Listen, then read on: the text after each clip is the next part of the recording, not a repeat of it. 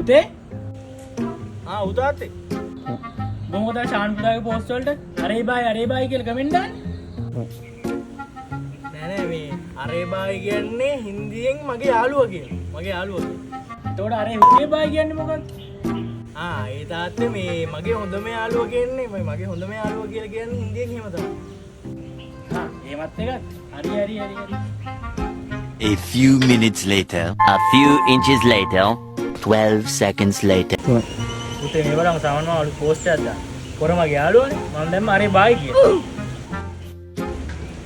උඹට මට කියන්න මුද? උඹලා ප්‍රින්සිපල් සර් අලුත් පෝස්ට් එකක් දාලා දිනා.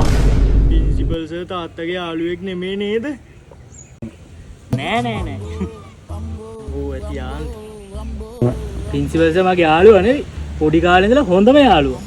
මගේ හිත ඉස්පිරිතාලේ අදවත වෙලා ඉස්තාලේ බිම දාලා මගේ යාලේ යවි ජුංගුරි බුංගු